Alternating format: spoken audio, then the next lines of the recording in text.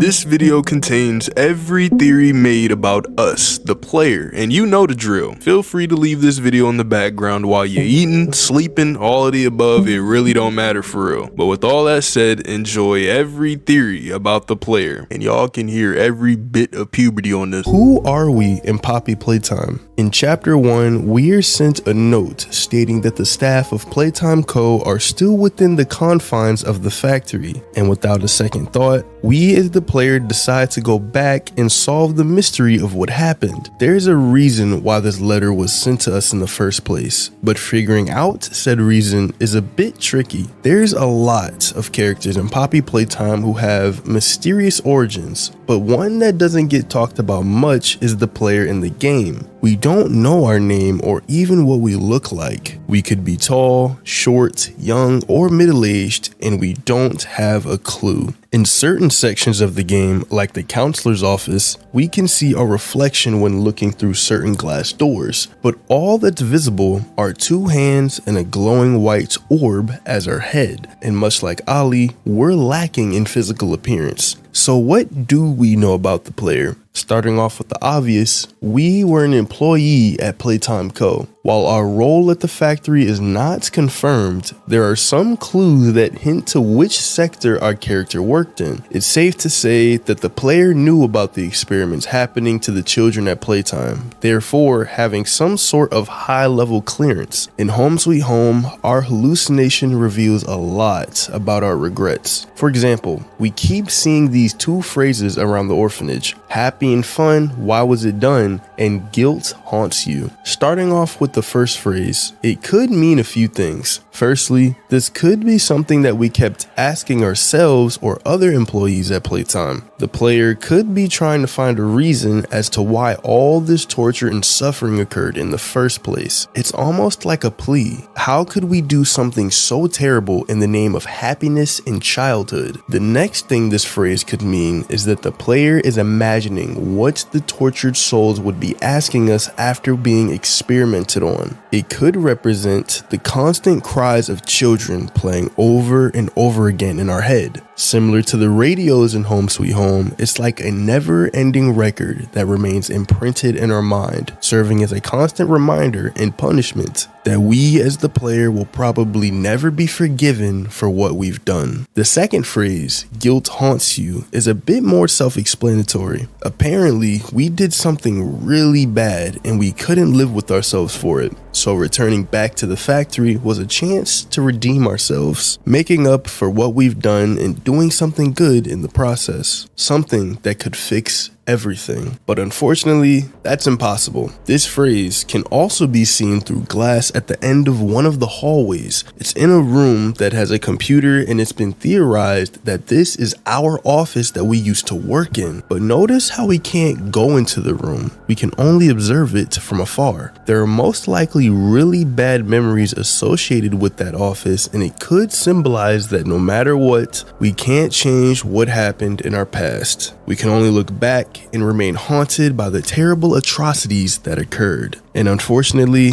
there's no peace for the player, as we constantly keep seeing messages indicating that we are unwanted. For example, Dog Day's cardboard cutout says that we can't be here and we can't stay.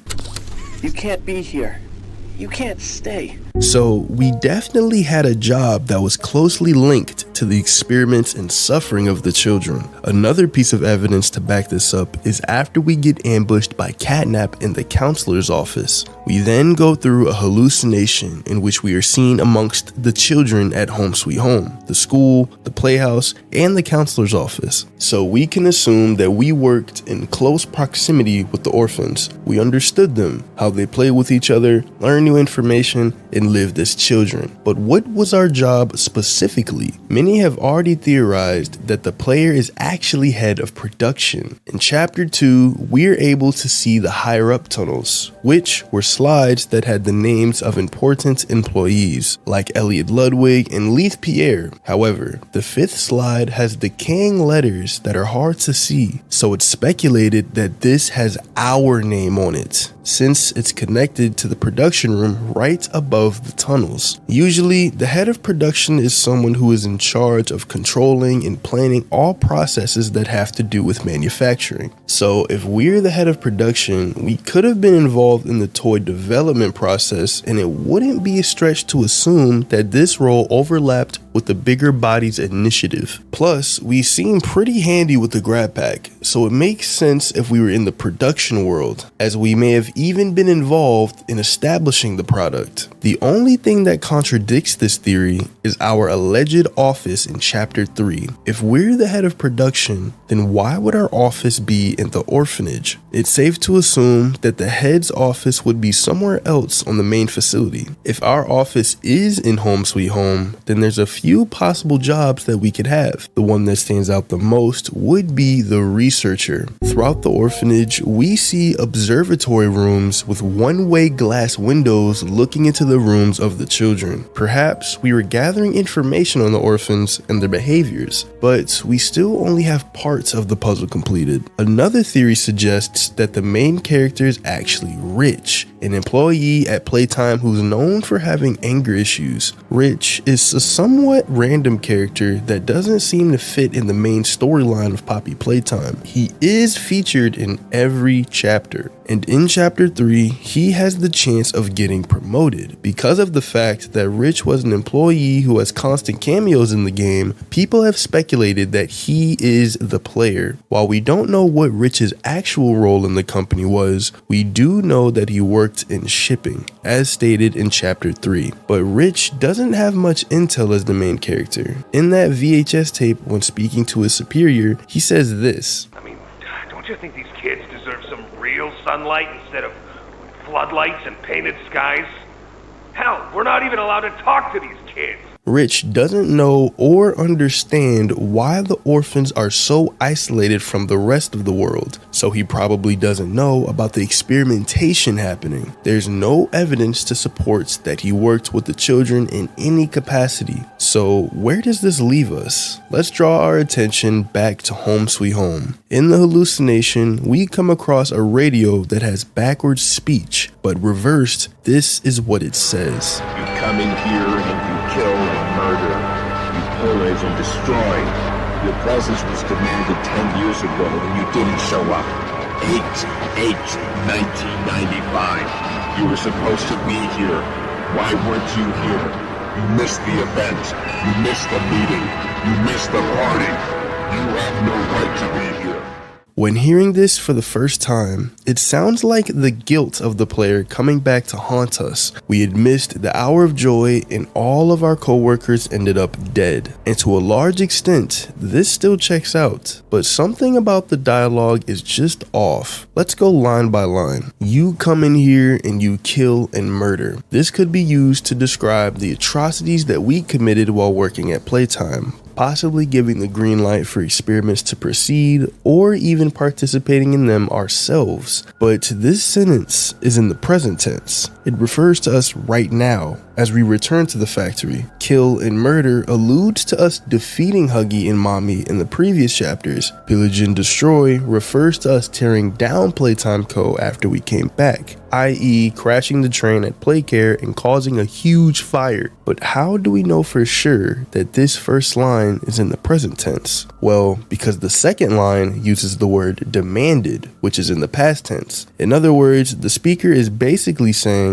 how dare you come back to Playtime Co. when you failed to arrive at a time when your presence was needed a decade ago. Speaking of, the next line refers to us being absent during the hour of joy. So maybe the player is going through some survival guilt. After all, the people we worked with have been killed while we stayed alive. But there's a problem with this. At this point, the player isn't supposed to know that the hour of joy even happened. Throughout the game, Poppy says things like, you deserve to know the truth, and she shows us the Hour of Joy VHS as a giant reveal, implying that we had no previous knowledge of the event. But if we heard this tape in Home Sweet Home mention the hour of joy before Poppy told us, then how would we know? Maybe we already had a hand in it. Moving on to the next two lines. You were supposed to be here. Why weren't you here? Now, this could once again just be the player's guilt talking. We were supposed to die on that day since we were an employee. What makes us so special that we deserve to live and everyone else didn't? But this line could also mean something else when paired in conjunction with the next sentence. You missed the event. You missed the meeting. You missed the party. Event, meeting, and party.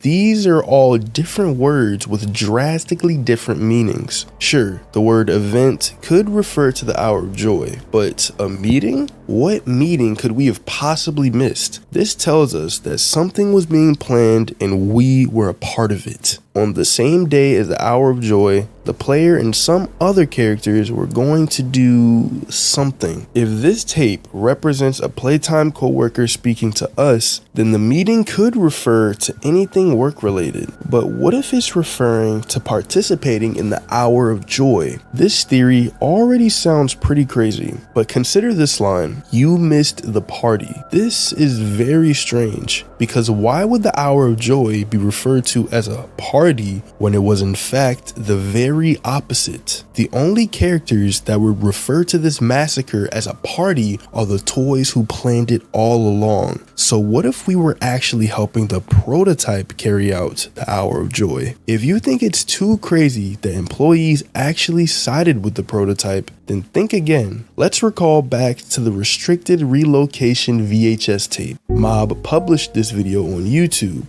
almost a year before Chapter 3 came out. This video took place on the same day as the Hour of Joy, and it was an instruction video on how to relocate a bigger body. Here, Kissy Missy is the prime subject, being transported to different parts of the facility. The video is separated into multiple steps. Step 1, retrieve body. Step 2, safely secure giant. Step 3, load giant onto train. But step 4 is where things get weird. The original instructions refer to the bigger body's handbook, but over those instructions in red letters are the words, loosen the straps, binding the giant. Soon after, steps 6 and 7 say to release the straps. Now, VHS tapes are pretty ancient and nobody really knows how they work anymore. But the important thing to know is videos on a tape can be overwritten with new images. Now, because this tape is classified only for high clearance Playtime employees, then it definitely didn't fall into the wrong hands. Perhaps a Playtime co-employee did this on purpose, or even gave the exclusive tape to a toy so that it could be tampered with. But why would employees want to help the prototype? First, it's important to note the possibility that these employees weren't completely aware of the chaos that would ensue. They could have been used as mere pawns to help jumpstart the Hour of Joy. Perhaps they felt immense guilt about the work they were doing and thought they could redeem themselves by helping the toys. So could we have also fallen into this category? Whether we were the head of production or researcher in the orphanage, we knew of the atrocities that were happening and needed to do something about it. Somehow, we heard news of employees going rogue and communicating with the prototype, possibly doing some good. The prototype could have manipulated employees by advertising the Hour of Joy as a happy occasion in which everybody could finally be free. But somehow, we ended up learning about what would happen on August 8th, 1995, and we changed our minds, backing out of any plan we had agreed to. Perhaps the guilt isn't just about what happened to the kids, but also about how we knew hundreds of innocent employees would get their lives taken that day, and we let it happen. Notice that the note we receive in Chapter 1 says that the staff are still here, not the children. This is what made us want to right our wrongs. The guilt was doubled and too much for us to bear. Poppy says in our hallucination, this isn't a place you come back from.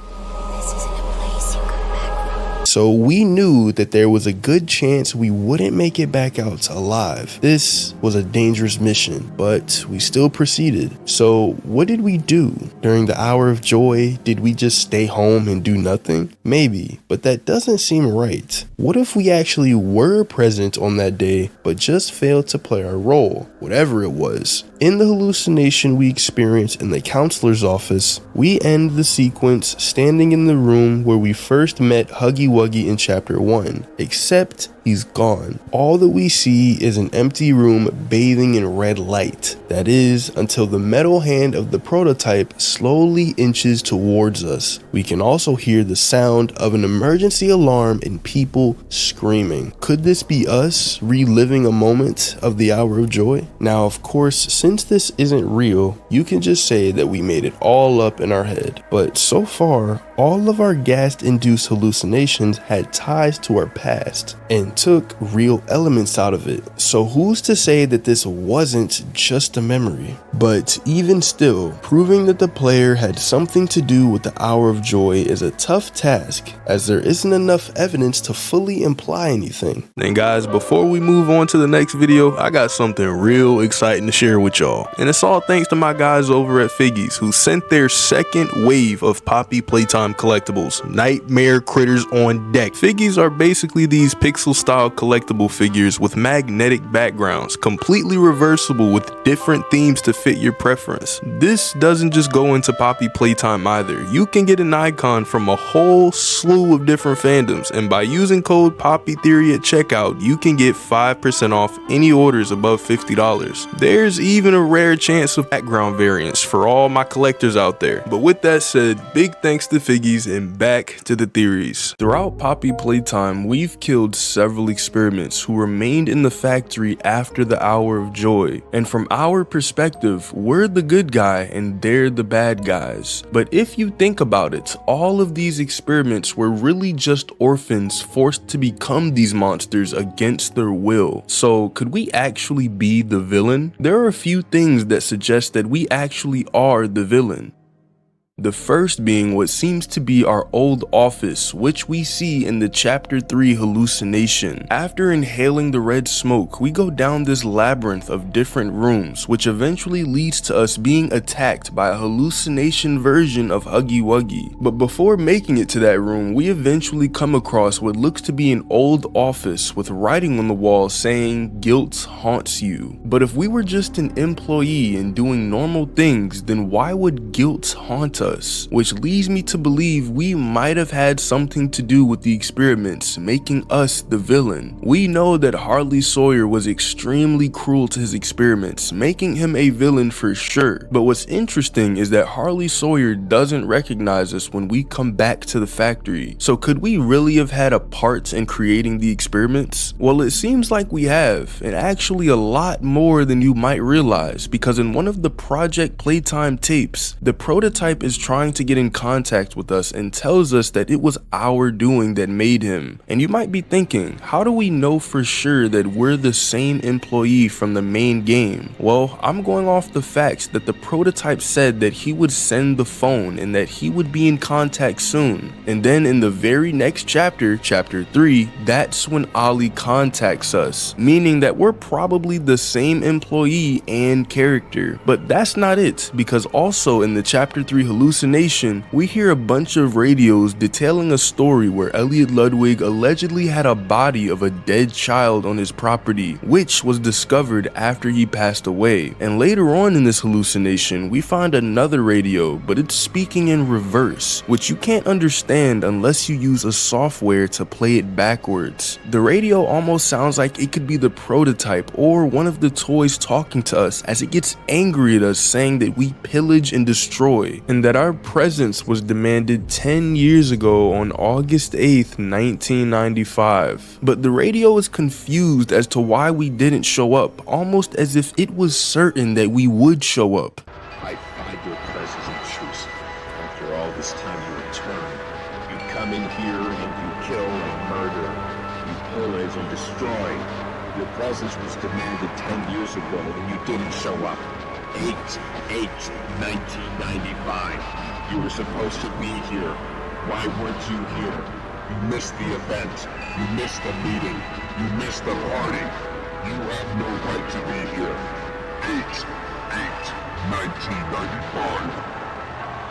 But combining the office we see which says guilt haunts you, the prototype saying that we made him, and the radio saying that our presence was demanded 10 years ago but yet we somehow didn't show up, it makes me think that there's a lot more to our character's past that we just don't know about yet. And if anyone does know about it, it would have to be the prototype, considering the fact that he seems to need us for some reason and could have even wrote the note that we get in the beginning of chapter 1. Which started this entire mess in the first place. And considering the fact that the prototype is one of the smartest characters, if not the smartest character in the entire game, and has had unlimited access to all of Playtime Co.'s files for the past 10 years now, he's gonna know pretty much every single detail about our lives, especially since we're one of the few employees who actually managed to survive the Hour of Joy. So it's possible that in chapter 5, if we end up seeing the prototype, or better yet, talking to him face to face, it's possible we'll figure out a lot more about our past and whether or not we were actually a good guy. Because honestly, in most scenarios, everyone does some bad and everyone does some good, to the point where we can't just look at someone as completely innocent or completely evil. Even the prototype isn't completely evil because he thought, or at least he most likely thought, that he would be putting an end to all of the torture that was going on with the experiments, but did it by killing literally every single human being in the factory. But what's even crazier is that in the warden tape that we hear in chapter 4, Harley Sawyer hints that there was an employee who helped the prototype enact the Hour of Joy, and that's how they were able to get past the failsafes. How could this happen?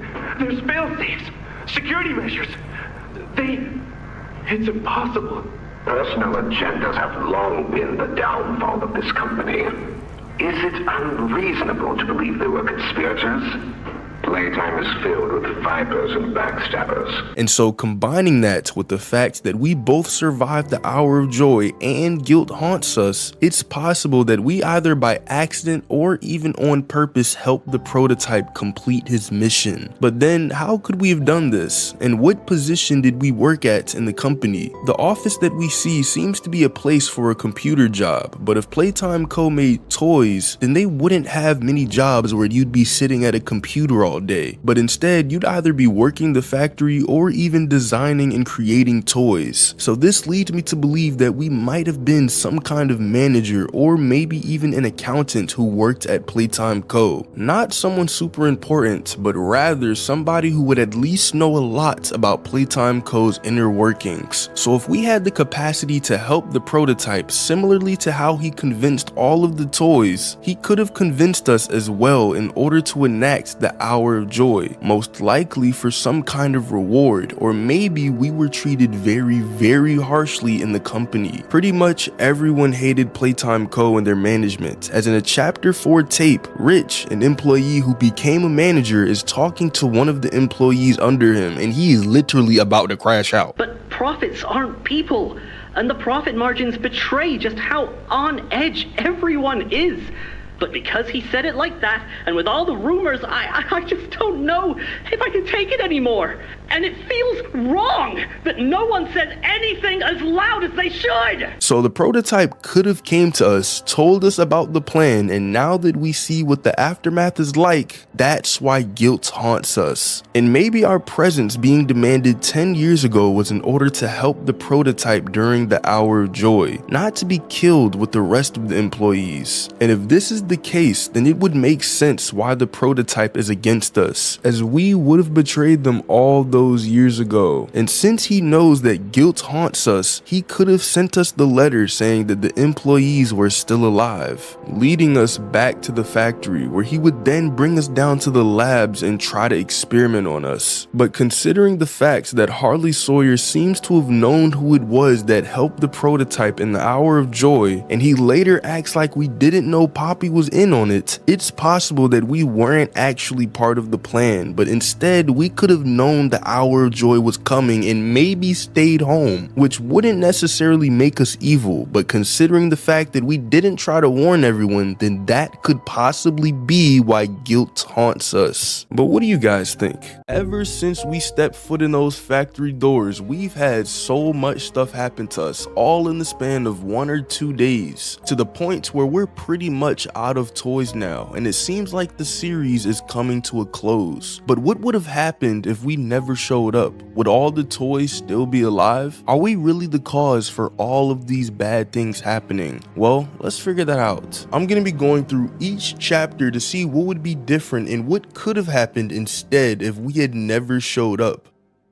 Firstly, in chapter 1, not too much happens except for the fall of Huggy Wuggy, where he falls down to the bottom of the factory, sustaining many injuries and barely surviving. Which means if we had never showed up, it's possible that instead of chasing us around and eventually becoming severely injured, he would have just continued to roam the factory, most likely as one of the prototype subjects. Now going into chapter 2 is where things start to get interesting, because in the very end of chapter 1, we freed Poppy from her case, and if we hadn't shown up to the factory, then Poppy would still be stuck in there. In chapter 2, we wake up after being knocked out and then follow Poppy to a giant hole in the ground where she's kidnapped by Mommy Longlegs. And in order to get Poppy back, we play a series of 3 games, which ends up getting Bunzo Bunny and the Wuggies killed, which means if we hadn't shown up, they wouldn't have died. But also if we hadn't shown up, Mommy Longlegs wouldn't have died, because in the end of the game, we managed to find a grinder which kills her. But believe me, it gets much worse, because in chapter 3, we're eventually brought down to the school by the prototype. And in the school, we're attacked by Miss Delight, but we managed to escape by shutting a gate right down on her bottom jaw. But it gets sadder, because eventually we go down to the school's prison, where we find Dog Day being tortured and barely alive.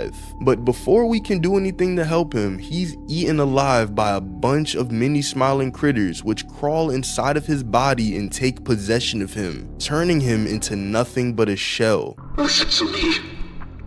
You need to get out of this place. You need to live. You and Poppy could fix this. End this madness. The torment. Oh no. Oh no. Leave me. Please, just go! And although we don't necessarily see him die, because he was possessed by the smiling critters, we can assume that Dog Day died, but now his body is being controlled by the many smiling critters. But then we're led into a boss fight with Catnap, where we don't kill him but shock him. And it's the prototype who comes into the room and kills him for a reason that we still don't know yet. And in the very end of the game, when we go down the elevator to the labs, Kissy was attacked by something. And it was pretty bad, because in chapter 4 we see that she sustained a lot of injuries, literally needing a makeshift sling for her arm, which means if we had never showed up, Huggy would be fine, Mommy Longlegs, Bunzo Bunny, all of the Wuggies, Miss Delight, Dog Day, and Catnap would still be alive, and Kissy wouldn't have gotten injured. And we're not even in chapter 4 yet. In chapter 4 we make it down to the bottom of the factory, where we kill so many toys. The first was Yarnaby, who tried to kill us, but thankfully got caught on a hook while trying to chase us and fell down into a pit of lava. Then we killed Harley Sawyer, otherwise known as the Doctor, by going to where he was stored and removing his Omni chip. Then in the end of the game, we killed Doey when he pinned the blame of Safe Haven's destruction on us by pulling a giant drill down on top of him. But these are just the deaths that we caused. There are so many others in chapter 4 that wouldn't have happened if we hadn't shown up. For example, when we fall into some kind of enclosure where Pianosaurus was eating something, Doey grabs him, smashes him to bits, and eats him.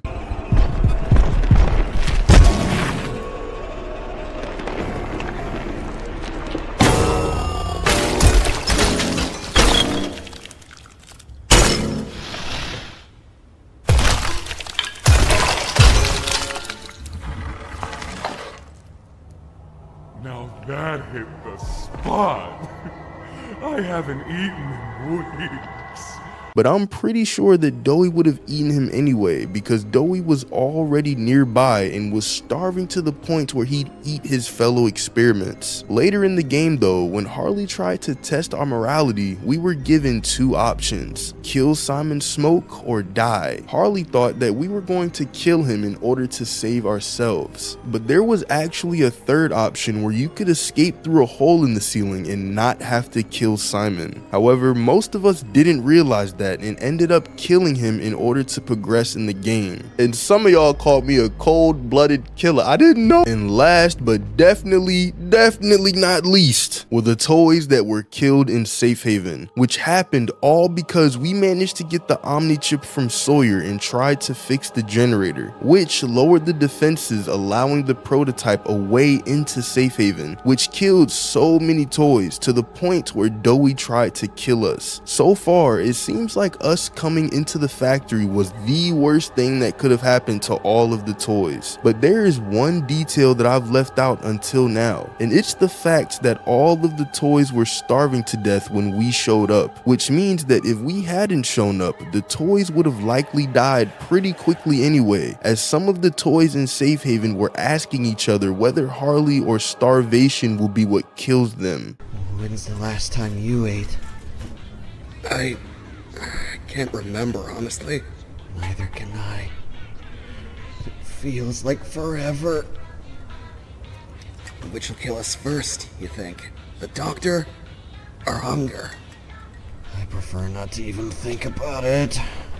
And there's also the fact that the prototype has been ruling over the factory ever since the Hour of Joy, where the toys have had to live lives trying to escape and barely maintain a shelter hidden away from him using a generator that's off the grid. And this wasn't just some kind of hideaway life, but their friends were killed by the prototype, reminding them that he's coming to kill every last one of the toys. Because in one of the chapter 4 tapes, we hear Hoppy Hopscotch talking with some of the other toys during a medical emergency, but later in one of the notes we read on the back of it that it says Hoppy died, which means that every once in a while they'd lose some of their closest friends to the prototype. So honestly, if we hadn't have shown up, the toys would have had much slower, much more painful deaths, and would continue to live lives in misery until they'd eventually all starve to death. So now that we're here, we have to do the absolute best that we can do, which means that we'll have to find some way to kill the prototype and put an end to everything that has happened so far in the factory, and maybe, just maybe, free the orphans and give them lives outside of Playcare, where they can be children in a real orphanage, or maybe even in their own new homes. When we came back to the factory in the very beginning of chapter 1, we have no idea what's going on except for a note that tells us that the employees are still alive and that we should go look for the flower. Later in chapter 2, we learned that we used to work for Playtime Co. because right before playing statues, Mommy Longlegs tells us that we used to work here, and because of that, we deserve to die.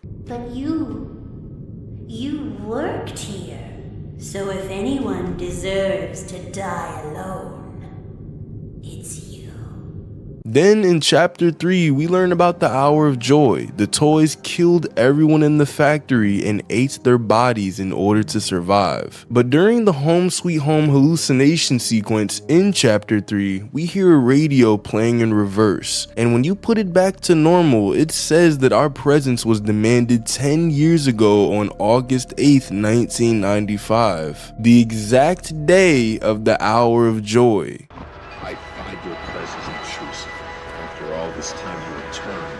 You come in here and you kill and murder. You pillage and destroy. Your presence was demanded 10 years ago and you didn't show up.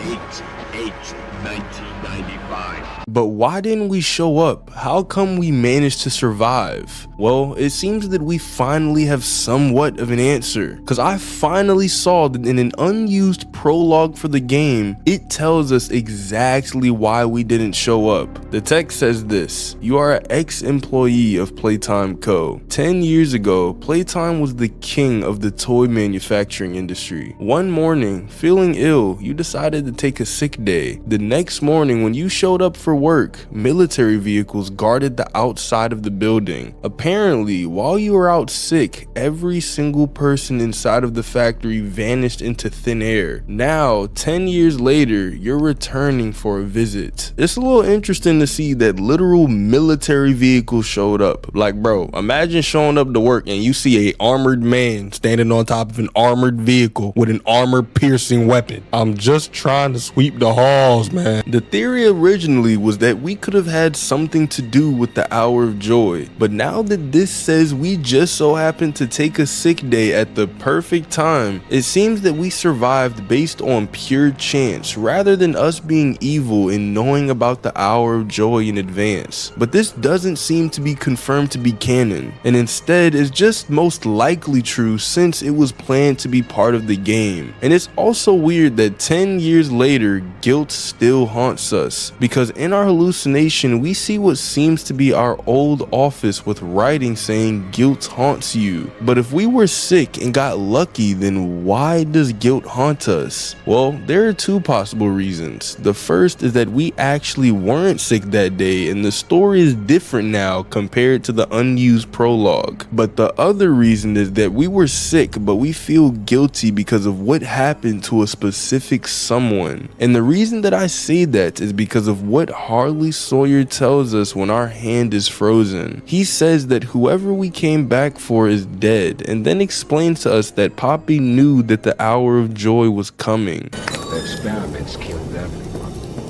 including whoever you came back for. You know that by now, yes? Poppy showed you her story, of course. Innocence is bliss.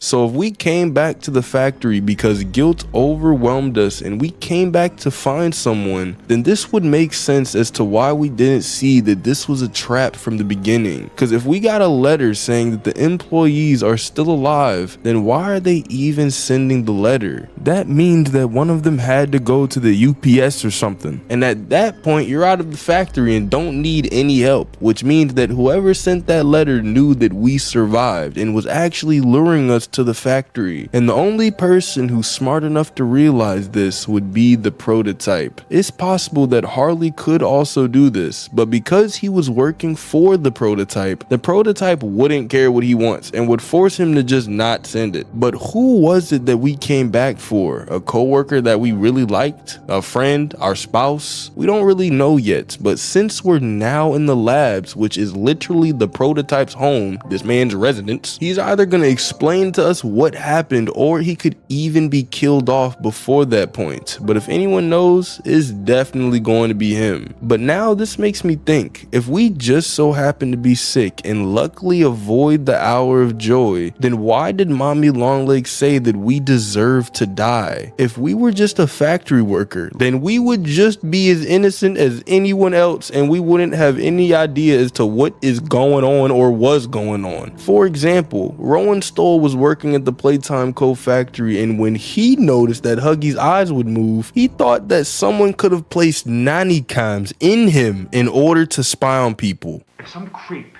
is hiding nanny cams in our mascot's eyeballs, then it's something that needs to be taken seriously. You know, something dangerous is going on, and I'm sure it wasn't on purpose. I'm sure it was just some big mistake, but I saw what I saw. But because of his questions, he was eventually killed by getting fed to Boxy Boo. And because of all of this, we can know that he was 100% innocent. He was completely buffoonified that the toys could be monsters and instead thought that it was some creep using cameras in toys. So if we worked at Playtime Co., that doesn't necessarily make us immediately guilty by association. But When Mommy Longlegs told us that we used to work here, she got that from memory or was told by someone else. We never said a single word to her, which means that we're known for being the ex-employee who survived. And if Mommy Longlegs remembered us, we either worked in the game station or with the experiments. And if we really did used to work with the experiments, then it makes sense as to why guilt haunts us, especially since the prototype tells us that it was our doing that made him. It seems obvious that we actually might have had something to do with the Hour of Joy, and this unused prologue is unused for a reason, and that's because we weren't just sick, but helped the prototype with the Hour of Joy. And let me give you two pieces of evidence that really come close to proving this point. The first is that the warden says that in order to start the Hour of Joy, you'd need high clearance, but Harley says that the prototype could have had help, and because of the way he says it, it really sounds like this is a fact. How could this happen? There's fail-safes, security measures. It's impossible. Personal agendas have long been the downfall of this company. Is it unreasonable to believe there were conspirators? Playtime is filled with vipers and backstabbers. But without executive access, how could anyone even get through? Laith, Stella, Eddie, only the four of us have that kind of clearance. Does any of that matter now? It's your life we have to protect.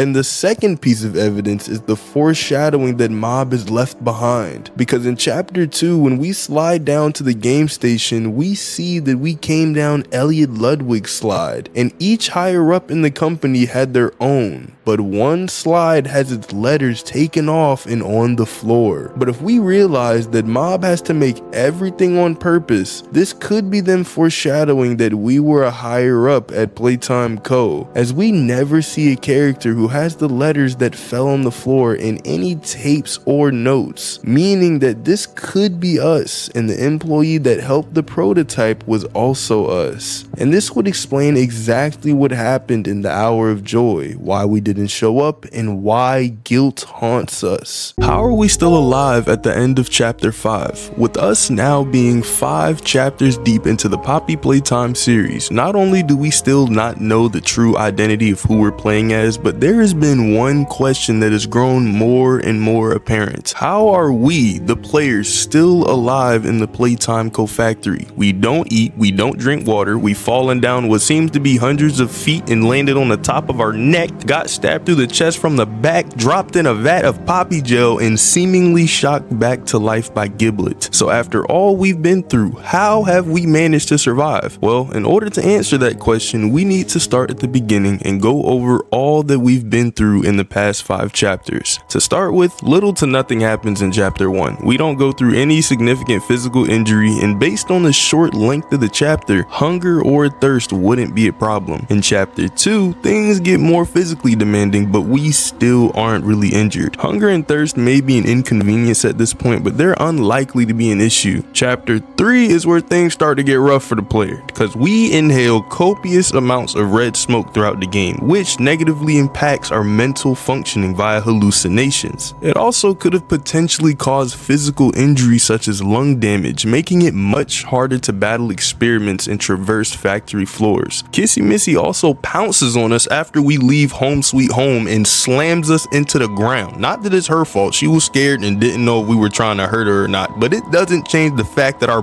back was probably hurting after that encounter. Speaking of backs, fix your posture right now and go ahead and subscribe while you at it. I caught you, and I've never done this before, y'all. I'm gonna drop 2 images, no context, and you're just gonna know what to do moving forward. Got it? All right, cool. And I'm not done talking about Kissy Missy's strength. That slam could have broken a bone, couple vertebrae even. And in chapter 4, we have even more injuries. The relentless attacks we've gotten from the many smiling critters and huggies, and the fall we suffered at the end of chapter 4 when Kissy tried to save us. In regard to the second fall, not only do we land on some sharp looking rocks, but you can literally hear the sound of us free falling through the factory. Bro.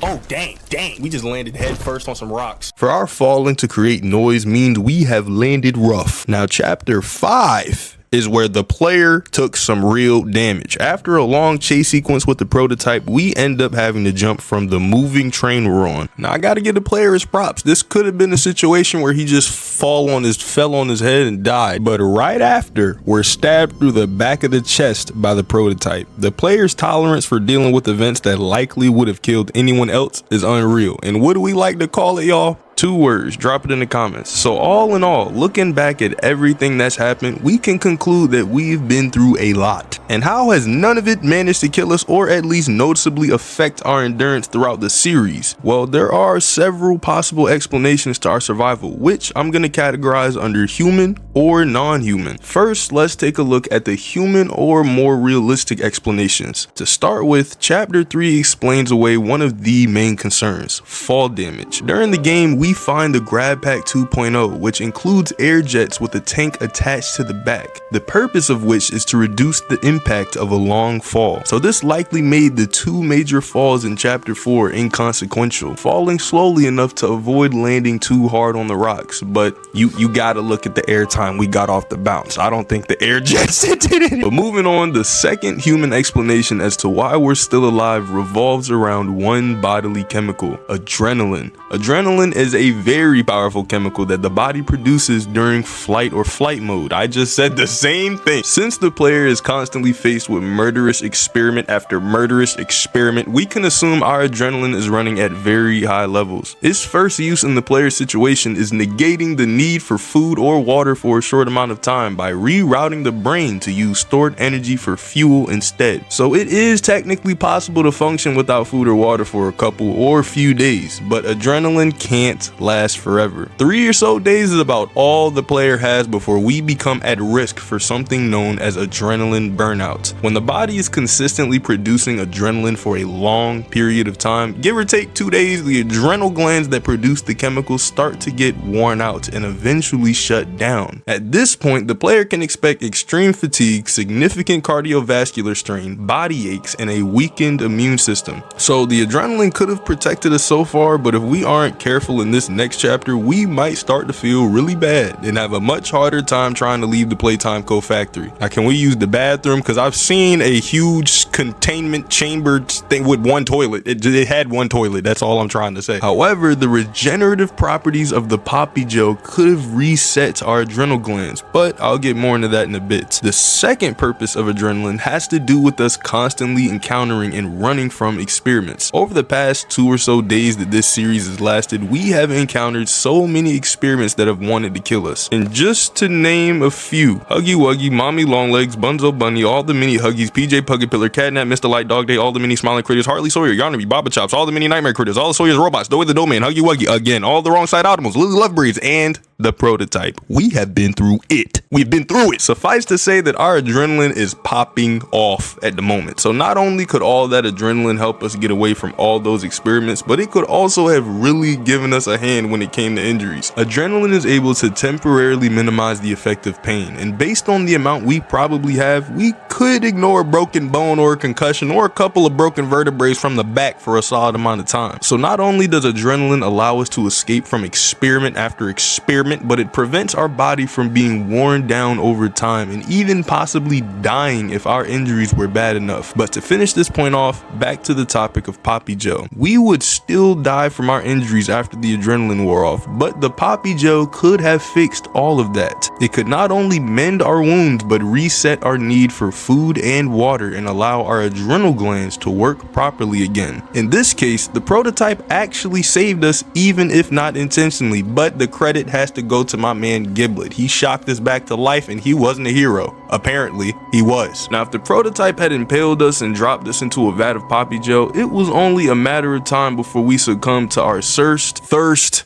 injuries, and lack of consistent adrenaline supply. The Poppy Gel gave our body a fresh start, allowing us to healthily continue on in chapter 6. Now that we've covered the realistic human explanations for our survival, let's move on to the more non-human explanations. The first non-human explanation is that there is something protecting the player, a supernatural force. This is all but confirmed for us at the end of chapter 5, right before we're shocked back to life by Giblet. We get our first canon death screen in the series, so we can assume that the other death screens we get throughout the series are also canon, or at least of the same nature as the truly canon one from the end of chapter 5. I don't know why I didn't breathe. Based on things this voice says, such as "you don't get to die yet" or "you're too perfect to lose," we can assume that they're willing us back to life, or rather preventing our death. And this line is reminiscent of what we hear from Poppy in chapter 2, which may just be tying into our role in this whole Playtime toy war.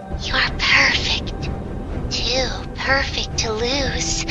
I'm sorry. The player is not allowed to die until they complete the mission that is described, which isn't confirmed, but likely saving the orphans or blowing up the factory. And if that plan is still somehow set in motion, or is even a tidbit of a thought in Poppy's mind, she has to go along with the factory. Will we actually escape Playtime Co? It's been made pretty clear that for every chapter of Poppy Playtime that we've experienced, it's always ended with us venturing deeper into the Playtime Co factory, escaping Huggy Wuggy, defeating Mommy Longlegs, getting tricked by Poppy, jumping Catnap, taking the elevator down to the prison, getting the floor beneath our feet blown open, falling to the labs below after defeating Doughy in chapter 4. And finally, chapter 5 ends with us jumping off a train and reactivating Harley Sawyer in the data center. Since we are who knows how many stories beneath the ground and probably gonna hit the Earth's core if we go any lower, we can now ask ourselves, how will we escape Playtime Co? And is it even possible that we can escape? Well, let's look at the state of things. To start with, let's go over what we have working against us. As we've progressed through the series, we've lost more and more allies. In chapter 4, we were forced to kill Doughy, who was an instrumental part of the original plots against the prototype and likely one of the strongest toys on our side. Every toy in Safe Haven was also bombed by the prototype, killing a large number of allies. At the beginning of chapter 5, after escaping Huggy Wuggy for the first time, he rips our grab pack right off our back. The same grab pack that has the Omni hand, which pretty much gave us full control over the factory. At the end of chapter 5, when Huggy is likely about to be swayed by Kissy Missy to join our side, the prototype impales him from the back and slams him down to the floor. He also stabs Kissy, leaving the two of them to die from their injuries. So not only have we lost a number of allies, but we have lost the strongest ones out there. What allies do we have left? Giblet, who is intelligent but not very big or strong. Chum Chompkins, who is big and strong but is also undercover working against the prototype. This limits how much he's able to do for us, and he may even have to work against us if someone's life is on the line. And then we have Poppy, who was just cracked open by the prototype and is confirmed by Giblet to have been taken captive. So she is not going to be super helpful at the moment unless we can get her away from the prototype and patch her up. Right now, the player has a number of allies that can be counted on one hand, which does not put us in a good position against the prototype at all. The player and our allies are also seemingly at a loss of what to do. Our original mission was to find what was left of the employees in the factory, but now that we ventured all the way down to the labs with no sign of them, that mission is looking futile. We've also had the goal of helping Poppy free the orphans, but that isn't looking too good either. During the tea party in chapter 5 with Lily Lovebraids, Poppy asks the prototype where the orphans are, to which he replies that they're in a better place, that he did what he had to. Earlier in the chapter, we also learned from Giblet that something has happened to the orphans and that he won't be the one to tell Poppy. It's obvious that something less than preferable has happened to them and they could likely be beyond saving. So if the employees are nowhere to be seen and the orphans' fates are less than preferable, what are we trying to do? The prototype has sabotaged every chance we've had to find the orphans and escape the factory. Poppy, who is practically our leader and has given us a sense of direction, has once again been taken by him and is being held captive. She's been held captive like 3 times. Mommy Longlegs, Lily Lovebraids, the prototype. Did I miss anything else? But Giblet even says when he revives us that he doesn't know Poppy factory or Kissy's fate. He stumbles over his words while looking sad and defeated, and he eventually resigns to just saying, "I don't know." If Giblet, one of the most intelligent experiments in the factory, doesn't know where to go from here, how can we possibly figure it out? Something else that could possibly prevent our escape is the return of Harley Sawyer. Just because he said the impartial phrase, "This is an interesting turn of events," that doesn't mean that he's guaranteed to be on our side. He could just as easily rejoin forces with the prototype, which may look more appealing than before due to our loss of allies. The prototype logistically has a better chance of succeeding than we do, and overall Sawyer's just not a good person. He was a cruel man in life, justifying horrific experiments for the sake of progress. He is a cruel man in his digital consciousness, as his whole goal in chapter 4 was to taunt and toy with us until we eventually succumb to one of the obstacles he placed against us. As far as we know, Sawyer has no good reason to join our side, and his cruel nature makes it more likely that he would join the prototype once again. Not to mention that he is just fascinated by this thing. The Playtime Co. factory is also pretty wrecked. The train crash at the end of chapter 2, the bombs that went off at the end of chapter 4, and another train crash at the end of chapter 5 make it impossible to backtrack the path we've taken so far. Without the trains and any other modes of travel, we'll definitely have to leave the factory in a different way than we came in. That is, if there even is another viable exit. But even though we have a lot of factors stacked against us, let's take a look at the good things in this situation. To start with, Giblet and Chum Chompkins seems to have a lot of knowledge about the factory. If anyone knew a way out, it would likely be them. Giblet proves his knowledge of the factory when he begins to plan a route to reanimation. He quickly starts to list off possible routes and seems to be getting close to a solid plan before we're interrupted by the prototype. Giblet even confirms that they've been planning to take the prototype out for years, which means that there has been a lot of groundwork set out. And if Giblet and Chum are planning to kill the prototype, it's likely that they've been planning to leave the factory themselves. Giblet says he does not agree with Poppy's idea of blowing up the entire factory, so he has another idea in mind. He has to have one because we even get this line from him. And this may be a full plan that they'd be willing to share with us if we manage to take down the prototype. Harley Sawyer could also become our ally in the next chapter. There isn't much evidence yet as to why he would switch sides, but let's go over some possibilities. To start with, the doctor may feel like the prototype no longer has any use for him. Now that the player has infiltrated the factory all the way down in the labs, experiments are not at the front of the prototype's mind, and the experiments are the only reason that the prototype kept Sawyer around. The prototype has a deep hatred for Sawyer due to him being the mastermind behind most of the experiments, so he will not want him around unless he has some very important information. Who knows, the prototype could have learned enough from Sawyer to conduct the experiments himself, or like I mentioned, his priorities may have changed and he doesn't feel like keeping Sawyer around anymore. Sawyer's the type of man to ally with the side with the highest possibility of keeping him alive. If he knows that the prototype doesn't need him anymore, he may be willing to join forces with the player. Another possibility is that the doctor may need something from us and is willing to help us in order to get it. Maybe he needs a tool to transfer his digital consciousness into a physical body. If there is something that the player could get that would benefit Sawyer, it would definitely be in character for him to switch where his loyalty lies. Lastly, and a very likely possibility, is that Sawyer wants to leave the factory. He no longer wants to be imprisoned inside a computer. He may want to have the freedom of having a physical body and living in the real world again. Maybe his death changed his priorities and made him realize that he cannot continue to exist in this way. If Sawyer thinks that the player somehow holds the key to escape, then that could definitely persuade him to help us, especially since the prototype's philosophy is based around the fact that he does not want anyone to leave the factory. Sawyer may now disagree with him for whatever reason, and now wants to side with those who can give him a chance at freedom. Now that we've gone over the main good factors working for us, let's explore some other possible goods. The player has proved to have a high tolerance for all that goes on in the factory, so it would make sense that we could survive whatever else comes our way since we have canonically survived 5 chapters, except for the end of chapter 5 when we were dumped in the Poppy jail. That stuff could have given the player's body a clean slate. It could have healed any injuries we've had or filled our need for food or water. We're now back to perfect health and have more strength and durability than ever to get through whatever else the prototype throws at us. But thinking of all the things we have working against us, will we actually be able to escape the Playtime Co factory and kill the prototype? Will we be able to save whoever is left and live to tell the tale? Or will we die in our attempts to defeat the prototype? Will he finally overtake us and turn us into one of his experiments and force us to live eternally in a toy's body like Preston? Could we sacrifice ourselves to save those left in the factory and take out the prototype once and for all? Would we finally be able to rest in peace after dealing with the guilt that's haunted us for so many years? And on the flip side, could we escape the factory by being let go? Could the prototype see the error of his ways and actually let us leave? Will he finally see that his efforts to protect him, Poppy, and the experiments have proved futile and caused so much physical and emotional trauma? I don't think so. Whatever the case, things are still too up in the air to determine the most likely outcome. But what we do know for sure is that we will have our hands full trying to get out of Playtime Co. That mission is something that could very likely kill us. And with us also trying to take out the prototype, we definitely have our work cut out for us trying to survive till the end in future chapters. Will we ever know who we play as in Poppy Playtime? In a recent video, I revisited why the player really returned to Playtime Co. But with the release of the 5th chapter, we need to take another look back at all the clues we've gotten up to this point and add everything we learned in chapter 5 to finally figure out who the player could be. And along with the messed up Poppy commercial VHS that we see as the opening cutscene of the game, we're given the basic reason for the player's return to Playtime Co. as a note mailed to us claiming the staff at Playtime is still alive. It appears that 10 years ago, after the Hour of Joy, the public was told that the Playtime Co staff had just gone and disappeared, not that they were wiped out by a whole bunch of vengeance and flesh-hungry toys. Many fans wondered why people in this universe didn't ask more questions or push further about how so many employees were suddenly gone. Like, where were the police, bro? And as we later see with Eddie Ritterman's behavior, it's quite possible that a lot of convincing was done through bribes or threats to keep the media and families of the Playtime staff quiet.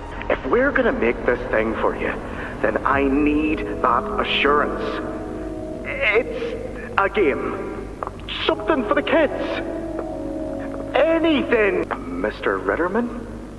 Let me give you a bit of history, friend. In 1972, you signed a contract, a legally binding piece of paper that says whatever is asked of you, you do it. We asked. You did. In 1990, you signed another, a renewal. In it, had you bothered at all to read it, you'd have found a small clause. Any and all directives will be accomplished in the appropriate time and with appropriate compensation should the project be completed to satisfaction. Your name rests at the bottom of that document, and I remember because it was the ugliest bit of cursive I've ever seen. So now you do the work, because we've given you a directive. I'm a businessman, Mr. Silver, and I don't like to get angry. I get paid to see that things get done. And this, like everything else, will get done. More importantly though, we're being shown as the player that we also think, or at least the sender believes we think, that the staff just disappeared, rather than the truth about Playtime Co. Whoever sent this package claiming to be a surviving employee seems to hope that the player still believes there's a chance the staff could be out there all these years later, no matter how small that chance may be. We'll dig into who actually sent the package in another video, but right now we need to focus on us. Who was the player that we'd even receive something like this? And more importantly, why this message? What kind of person sees a letter like that and decides to walk into an abandoned toy factory 10 years after everyone inside supposedly disappeared? Well, in chapter 2, after playing a number of games with Mommy Longlegs in the game station, we get some dialogue from her confirming that the player is an ex-employee of Playtime Co. Mommy flat out says you worked here, but also adds that the player deserves to die due to their employment at Playtime. You worked here, so if anyone deserves to die alone, it's you.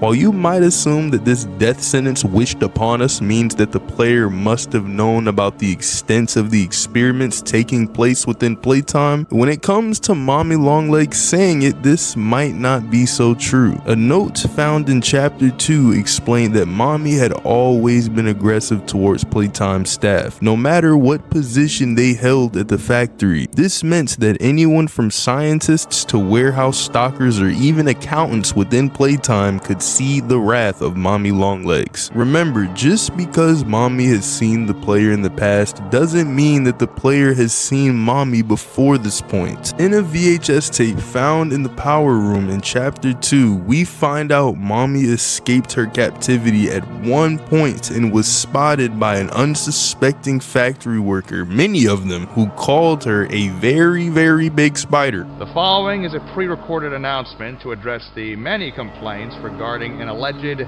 very big spider crawling around in the facility. The Playtime Corporation wants me to remind you all that spiders that big do not exist, and that if they did, quote, we would already be dead anyways, end quote. Based on their description of Mommy, it sounds like they didn't know who or what she really was, so she likely got into parts of the factory where the workers didn't know as much about the deeper secrets of Playtime Co., such as the experiments. Again, showing that the player could really be any worker at Playtime at this point. Of course, this doesn't mean that the player couldn't be someone of importance in the factory. With how protective Mommy Longlegs was of the orphans, her extreme distaste of the players still leads me to believe that our job gave us high clearance, allowing us to work near or around them at a minimum. The school within Playcare is a nearby area that would have required the same high clearance as the game center did when Playtime Co. was operating. In Chapter 3, we meet Miss Delight still roaming the halls of the abandoned school where she once taught the orphans. Like Mommy Longlegs, Miss Delight keeps her distance as she shares her memory of the player working there over the loudspeaker, but she also expresses utter shock that we're still alive after the hour of joy. This reaction to our survival shows that all the Playtime staff were expected to be dead at this point, at least by Miss Delight. Wait, I recognize you. Yes, I remember. You used to work here. How are you? Alive. We hear Miss Delight talking with her weapon Barb, her only companion left in this place, who clarifies the player is back at Playtime Co. to save our co-workers, to which we're told we should just leave instead. This doesn't instill a lot of confidence that we'll be saving any co-workers here, or if there are even any living still, but it is another confirmation of us having worked here, as Miss Delight and her sister's job was to teach the orphans. If they saw us working within Playcare, this is more evidence that we were in fact around the orphans as well. It's doubtful there was much time when Miss Delight wasn't around the orphans, but when she wasn't, it would likely be when the children were off doing something else, such as testing at the game station or sleeping within Home Sweet Home. So was there somewhere else Miss Delight and Mommy Longlegs could have been when they weren't with the children, where they might have seen the player previously? As I mentioned before, Mommy Longlegs escaped containment at one point, so it's possible the player could be someone who had assisted with containing Mommy and Miss Delight, or transporting them around Playtime even. Still, Playcare and its occupants seem to be the most closely related area to the player's identity, with one last thing possibly tying into this: the slides that bring us into the game station. There are 5 slides present, but only 4 with names posted above them: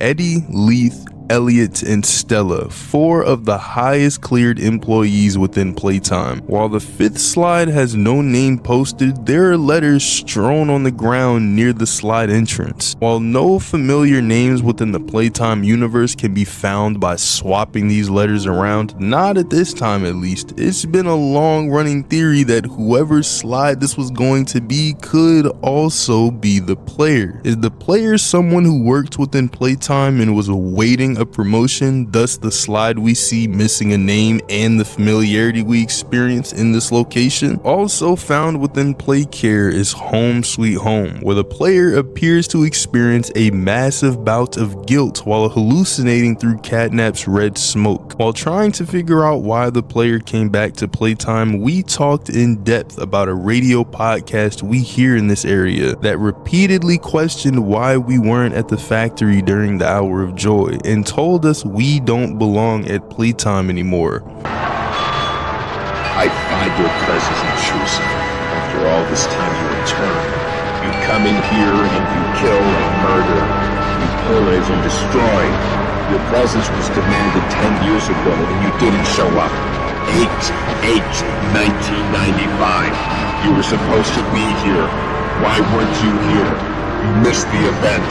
You missed the meeting. You missed the party. You have no right to be here. This broadcast clearly shows the player's guilt, but leaves it unclear whether this comes from survivor's guilt, regret over their work at Playtime, or maybe regret for not helping with, or even just not being there when the Hour of Joy happened. The player initially returns to Playtime to try to save their co-workers, with the letter we receive not even mentioning the orphans. So again, while it's possible the player worked within Playcare, it's unclear how much we knew or cared about the orphans during our employment. Within Home Sweet Home, we also find a room where Guilt Haunts You is seen on the wall of an old office. Keeping in mind that the player is hallucinating and likely seeing things that mean something to their identity, we can infer that this office might be reflecting the player's old Playtime office. Perhaps the player was someone doing paperwork most days rather than actual experimentation. A desk job would seemingly be less hands-on with the orphans and experiments, so this might be why we get some slack from Miss Delight initially, and she at least doesn't immediately try to kill us. As we heard from a tape found in chapter 5, the prototype did not allow any human survivors after the Hour of Joy, no matter their position, as it would have caused issues with his plan. They can't leave, and they can't stay. I never wanted this. Want is inconsequential. We agreed. We do this together. The other character that somewhat recognizes us is Dr. Harley Sawyer in chapter 4. On the train, Harley mentions the player worked here and later comments on our rare quality, though he doesn't recognize our face. Be more shut down. No. Oh, I never what? thought I'd see another like you. Oh, really? A human. You're a human too, Certainly though. not an employee like Well, not you. anymore. But something makes you different. I Okay. can tell that much. Playtime had someone of such rare quality and never noticed. Funny. Hilarious. I can't say I remember seeing your face before, but I'm curious. Oh, so you don't remember us? This piece of information goes towards who the player's identity can't be, based on the doctor's knowledge and usual locations he spent his time in. Though Stella Graver and Leith Pierre's current whereabouts are technically unknown, Harley knew both of them well and would certainly recognize their faces. It's assumed that Stella is the higher clearance individual that used her Omni hand to free the experiments. Leith would have also been in the factory during this time, but it doesn't seem like he was looking to free any experiments or help anyone except himself. Not to mention, I would guess Leith was number 1 on the chopping block for experiments during the Hour of Joy. Chapter 5 seems to confirm Eddie Ritterman wasn't in the factory during the Hour of Joy, with him mentioning he'd be in Japan the 7th to the 27th of August 1995, checking on Play Park renovations. Our friends in Tokyo are coming up to speed. At this rate, This factory won't even be our main focus in a few short years. And the park? Renovations are underway. I'll be inspecting the premises next week, 7th to the 12th. I trust you won't burn this place down in my absence. We know the player was also not in the factory during the Hour of Joy, and it's possible that even Dr. Sawyer didn't interact with Eddie much, as Eddie was known to keep to himself. Eddie is also known to have Kennedy's disease, which causes progressive muscle weakness, which likely wouldn't allow the use of the grab pack we experienced throughout the game, or the general agility it would take to maneuver the destroyed Playtime, all while fighting experiments. Thinking back on these interactions and some things we learn outside of the main game, there is another person once believed to be the player that we can now be sure is not. PW was a set of initials that were theorized to be of the player's name at one point, but we now know these stand for Preston Willard. From a note found in Chapter 5, we finally get confirmation that Preston is the one who released the prototype sometime before the Hour of Joy. Additionally, Restricted Salvation was confirmation Preston was captured by the prototype and turned into a seemingly immobile toy, making it impossible for Preston to be the player. There was my Good friend, Preston. Preston was Always. nice to me. I'm so glad you were there when I needed you. Preston, now I can be there for you. Always. So then who is left as a feasible identity for the player? One of the longest ongoing and still supported theories out there about who the player could be in Poppy Playtime is Richard Lovitz. We first learned about Richard in Chapter 1, and every chapter since has given us a little more about who Richard was and why he's still a good possibility for the player's identity. Lovitz was originally a warehouse worker who we hear about in storage and supply on a VHS tape. Playtime was known to record and review conversations employees had, especially if they questioned or complained about the company's decisions, like we hear Rich express on this tape. Rich, where are they keeping the Huggy boxes? I don't know. I couldn't tell you. Remember when maintenance last did a sweep of this place? No. Exactly. Nobody in this stupid company knows what they're doing. Oh, I swear, I haven't seen a single box in its place since they started flooding the storehouse with orphanage junk. Right. I get it. It's a nice program and all, on brand, but it's just hard to be happy about it when manufacturing's on our necks about it, because we can't find stupid Huggy boxes! Rich. You're right. You're right. It's for the orphans. I just wish there were less boxes. While Rich's co-worker Avery doesn't say much likely to get him to stop talking, Rich explains that while he knows the newly opened play care is a good thing for the orphans, it's caused the warehouse workers to be overworked and stressed out. Rich's frustration was also likely to do with questioning why a toy factory was even opening an orphanage. It's not clear if Rich only works within the main level of the factory at this point, but it doesn't seem likely he knows anything about the experiment as a warehouse worker. In Chapter 2, we learn Rich had been demoted to the rejected toy room for voicing his displeasure with Playtime. Well, it finally happened. After years of being ignored, the company actually heard all my complaints. Yep, they listened to them very carefully. I guess my words must have really inspired them to take action. Because the next day I got demoted down here. To the freaking island of misfit toys! This demotion shows that Playtime wouldn't tolerate their employees starting any trouble, even a longtime employee such as Rich. Someone like Rich, an already unhappy tenured employee that just got demoted, would be a good pawn for Preston's plan. A VHS tape in Chapter 3 shows us that Rich is still fighting back negative feelings about the changes at Playtime, but that he's also out of the rejected toy room. We even get confirmation that Rich has been to Playcare more than once, just as we suspect the player has during their employment. Lucky elevator. What was that, Richie? Nothing. Let's just get this shipment dropped and go. Hello, my name is Elliot Ludwig. Would you look around? I take it you're not a fan of this place, are you? Nope, never liked the feel of it. I mean, don't you think these kids deserve some real sunlight instead of floodlights and painted skies? Hell, we're not even allowed to talk to these kids. Isn't that... Sorry, Stu. Sorry? That doesn't sound like the Rich I know. Well, I'm trying to stop being so pissed off all the time. My wife says I'm a lovely man, but I gotta control my temper. So, I'm doing it for her. You're just different, Rich. Honest to a fault. But I always liked that about you. Yeah? Well, you're one of the few.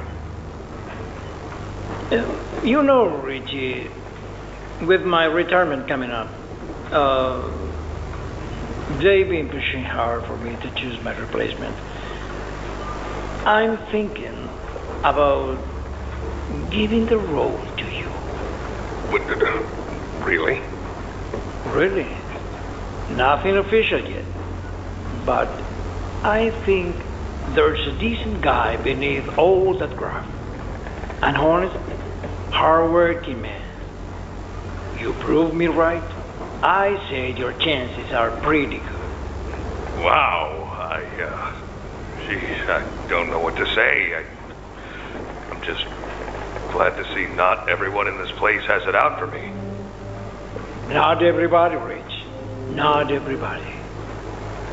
Rich starts to get worked up talking about the conditions of play care with his boss, but calms himself down as his wife has been asking him not to be so pissed off all the time. Instead of getting chastised for complaining about playtime as he usually would, Rich's boss basically offers him a promotion. And as much as we see Rich complaining about playtime, he just seems grateful that at least someone in the factory likes him. We see Rich as head of shipping in chapter 4, where we would think he's now been more face to face with the reality of what's going on at Playtime Co., as his position would show him what was coming in and going out of the factory. But as we'll learn later, Rich still wasn't let in on all of Playtime's secrets with this position. Some documents found outside the main Poppy Playtime game show Rich reaching out to his old co-worker Avery. He wants to see what information actually makes it to the ground level of the factory, because people are going missing in the deeper levels where Rich is now. Avery seems to be completely lost by the mention of missing staff, as it's all quiet in the warehouse and instead just lets Rich know the boys up here are proud of him. Knowing how everything was documented within Playtime and how hard it was to have a private conversation, it's safe to say that others knew about Rich's concerns. In a document found among shipping containers in chapter 5, we see someone advising the shipping team to be careful, as they don't want this order to get on Rich's radar. As Rich was head of shipping, you would think he would know about every shipment, but it's clear that higher ups within the company still didn't trust Rich to know that these shipments contained the items used to cultivate poppy gel or where they were being sent. We see a similar sentiment shared between Leith and Eddie in a conversation heard on a cassette tape before Eddie left to inspect the Playtime park renovations. Leith concerningly calls Rich a people's champion, worried that he'll cause more issues sooner than later, just as we now know Preston was doing behind the scenes. But Eddie floats the idea of Leith promoting Rich to sow seeds of distrust with his co-workers. As this was just a week before the Hour of Joy, it's not clear Rich had accepted or even been offered this position yet. I've been reviewing your concerns about our head of shipping. He's becoming some sort of people's champion.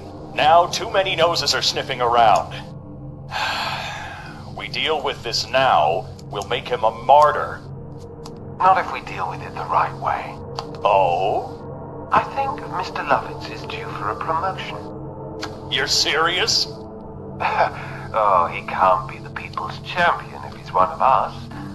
Up his pay, his title, new parking spot.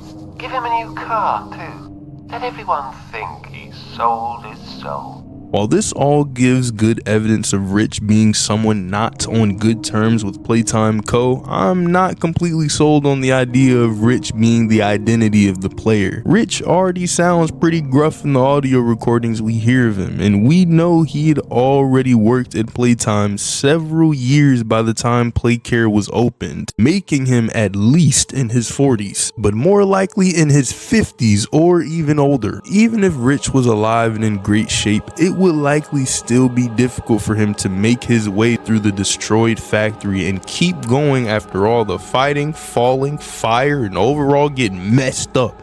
With Chapter 5's revelation about Rich's possible promotion, I thought about who Rich might pick to replace him as head of shipping if he did accept Leaf's offer. While it could be Avery, it seems way more likely that we'd see Rich promote Kid. After Rich's promotion to head of shipping, we're introduced to a new character, only known as Kid to this day, whose behavior mirrors Rich as a younger Playtime employee. In a VHS tape, we hear Kid explain that he was reported to Rich after getting into it with a coworker, which led to Kid ranting about Playtime Co. as a whole. Look, I don't mean to keep causing you trouble, Rich.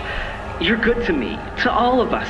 But the company isn't good to you, or to Rod, or me, or to anyone. I just don't know if I can take it anymore. And it feels wrong that no one said anything as loud as they should.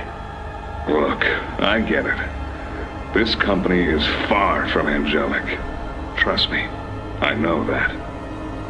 And you shouldn't ignore it.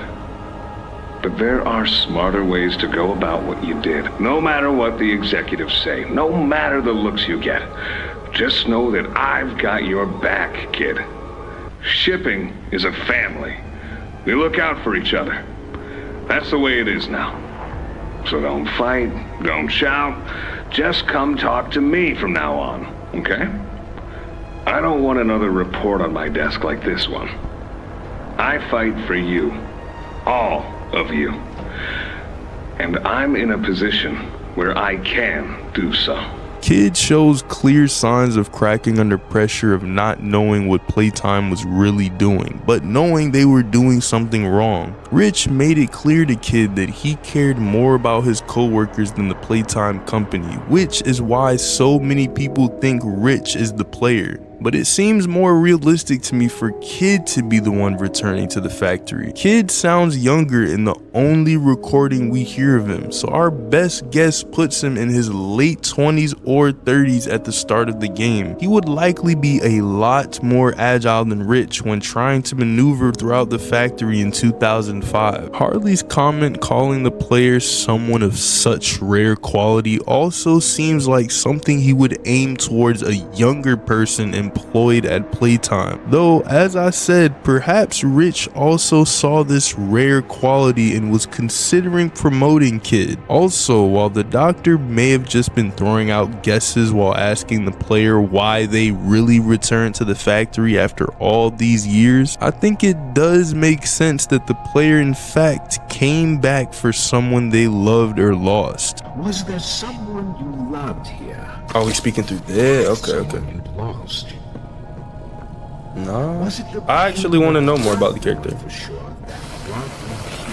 Maybe Kid even came back specifically for Rich. Just as his boss had his back, Rich tells Kid shipping is a family. We look out for each other. That's the way it is now. So don't fight. Don't shout, just come to me from now on. This brought me back to that VHS tape at the end of Home Sweet Home, which says, "Now, every one of you has your part in that future, so should you come back tomorrow feeling unhappy for where you are or what you've done, Worry not, for your supervisor is here and happy to listen. This specific guilt-ridden message mirrors Rich talking with his boss, as well as Kid talking to Rich when they both felt unhappy with their jobs at Playtime. Rich specifically told Kid to come to him with his problems after he got reported, but Kid wanted to see change within the company. This scene of guilt may also hold some disappointment towards Rich as a supervisor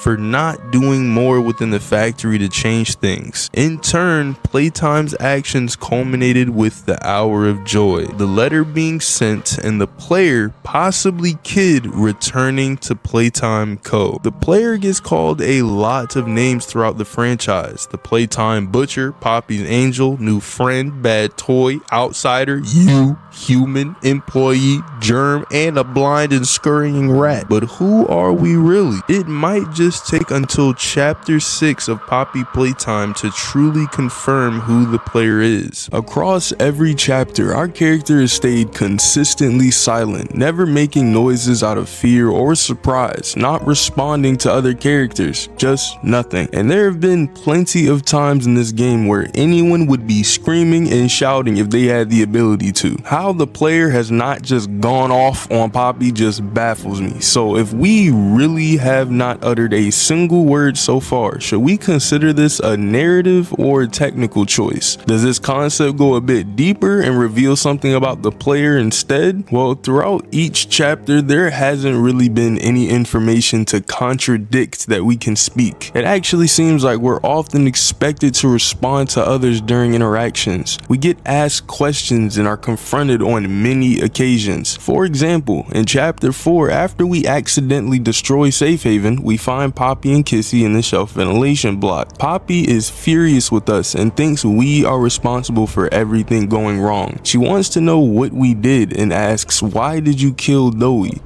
Why did you kill Doey? And that confrontation feels like we are definitely expected to respond, since there are dramatic pauses that usually indicate a verbal back and forth. Given how the whole disaster was a huge misunderstanding and betrayal by the prototype, you'd think we would want to defend ourselves from her hurtful accusation, but we don't. In chapter 5, the prototype confronts us at Lily's tea party and asks if we should see what we look like wrong side out. And while this could have been a rhetorical question to evoke fear and hint at what he planned to do to us, his intimidation is definitely asking for a response from the player. This whole scene is intense and scary if you're in the player's shoes. A reaction would certainly make sense here, but again, nothing. Also, throughout chapter 5, we have an on-again, off-again relationship going on with Giblet. Every interaction with him feels like we should be having a real conversation given his casual attitude and overall vibe. He asks us if Poppy was really going to blow up the factory. Then he talks to us when we're trying to solve a puzzle and he and Chum watch from above, constantly poking at our ability to figure it out. And once we meet up again, he asks if we get lost in a very expectant tone.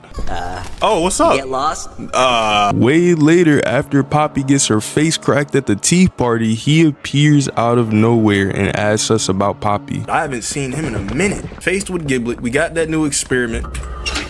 And here he is. All of these interactions feel like there would be an expected call and response, but we never reciprocate. I think his casual demeanor with us, a more human-like disposition, is a great reminder that it's kind of weird we haven't been speaking this whole time. So could we say that this was intentional, a conscious narrative choice that'll end up having its conclusion later in the game? Well, when you look back to the very first thing that pushes us back to the factory, you think that our personal motivations as characters would be set in stone by now. You'd think that we had to have played some sort of role in any of this, which is somewhat alluded to us, that gives us enough of a justification as to why we return. And the reason that I bring up our return is that every single thing that we've done in the factory and our characters' feelings regarding it has never been dug into other than when we get the hallucination text in chapter 3. We don't know how our character felt when we narrowly escaped Huggy, or when we grinded up Mommy, when we got saved by the prototype himself appearing before Catnap, when Dowie apologized to us after we defeated him, right for Poppy to start pressing us like one kick wouldn't shatter her into a million pieces. So when normally you'd expect some kind of personalized reaction to any of these moments tied to the main character and their personality, intentions, motivations, and beliefs, this entire story's focus doesn't seem to be on any of that. And that wouldn't be a problem if we were someone just walking on the sidewalk beside the factory and just got dragged in by a random experiment. But that's not the case. We were specifically invited back to the factory with the guilt of everything that happened still on our mind, even though we were not there during the hour of joy. Wouldn't that make you question where exactly this guilt is being directed? If we were aware of the experiments that were going on in Playtime Co, yet still decided to go along with everything, or if we were just aware, what would make us want to come back to the same people that kept the experiments going? If we delve even deeper on the use of a silent protagonist as a plot point, there could be a few in-lore reasons for that. Could fear be one of those reasons? Maybe our silence is a severe protective mechanism we've taken on in response to the factory. We're known to be more of a runner than a fighter at points of tension, so it could just be another fear-related trait. But this isn't all that likely. We got the creepy letter in the beginning and came back to an abandoned factory after a decade to save our coworkers. We continued our journey time and time again, and despite our running from danger, we've had to get into some intense fights when cornered, thus our title of the Playtime Butcher. The Playtime Butcher doesn't seem like someone who's gonna be afraid that easily, but something that could make a bit more sense is our guilt. Could our realizations of what Playtime Co has done have triggered some sort of trauma response? Could our survivor's guilt be debilitating us in real time? This is possible if we accept the theory that we had something to do with the hour of joy and then did not show up when we were supposed to. It is absolutely certain that we felt guilty if we can agree that the red smoke induces nightmares from our own subconscious, because once we're exposed to it in the orphanage, the entire experience is about our guilt. The question to ask here is more related to if we can tie that guilt to our silence as well. If we decide that the silence is an in-lore choice and we agree to run with that theory, we can make some more inferences on what it could reveal about the player. As I said earlier, a vocal character would reveal motivation, personality, and our relationship to the factory quite easily. So what would our silence reveal? It could be that as a plot device, this silence is intended to show the weight of all this bearing down on the player, and it would bring a literal meaning to the tape in Home Sweet Home, stating the incomprehensible horrors we must face. We as the player are so affected by our experience that there isn't any dialogue that's appropriate for a reaction. We get a very good glimpse into our own subconscious when we experience the red smoke, not once but twice in chapter 3, and I think it does reveal some subtle clues on our silence and implied symbolism for the reasoning. The tape in Home Sweet Home mentions our return due to our conscience finally getting the best of us, confirming a survivor's guilt that one cannot escape from and imprisons you in your own mind. We have been condemned to silence down here, since there is no one around to beg for help anyway. This silence allows only listening to children's screams and memories of the past conversations between children and the adults they never should have trusted. We have a forced witnessing going on of things we have been passive to, and that is a form of torture in itself. From the examples I brought up, you can see there have been instances where this nonverbal POV felt more intentional and considered, and definitely implied a symbolic trauma for our character that tells us that the player could have been helping to hide the truth of Playtime Co, even if they weren't fully aware of it at the time. So will our silence still be a mystery in chapter 6? Most likely. Considering that this is more of a narrative choice than anything else, it would definitely be a bit jarring to suddenly hear from the player at this point. Like if I just saw Huggy and Kissy having a conversation, my brain is fried. Now what will be interesting is if the game will continue to utilize that silence in an impactful or creative way. There have been times in the series it's definitely felt meaningful, and there have been times where it felt frustrating, whether it was because we felt apologetic to these toys or or we were just mad at Poppy again and wanted to give her a piece of our mind. No matter what feeling our silence evoked, it left us with more questions. As we progress further through the game, it just gets more horrific and harder to believe the player is impartial to what they're seeing. So with all the speculation we've been making on chapter 6, we can only hope that our silence will still speak volumes as we take on the prototype and try to escape the factory, doing our best to finally be free from our past.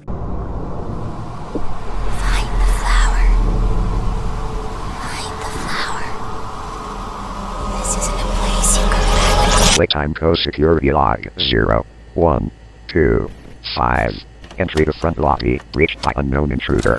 With us now knowing with 100% certainty that A, we the player used to work at the Playtime Co factory, and B, Poppy was the one to urge us back to the factory, with everything that's been laid out to us, the exact reason for this still seems shrouded in mystery. Why we even made the choice to listen to the notes and return back to the factory. But to even solve this, we have to look back to all of the moments where our character was actually recognized in the game, starting with Mommy Longlegs. In chapter 2's game station, we get our first interaction with Mommy, who steals away Poppy and forces the player into several mini games in order to get the train code and move further into the factory. Before she lets you start the last game, Mommy is seen attached to the glass behind where Playtime scientists would previously study the orphans in the game station. She feels like the orphans abandoned her to die alone in the game station and that she didn't deserve that, but she knows someone who does, the player. You worked here, so if anyone deserves to die alone, it's you.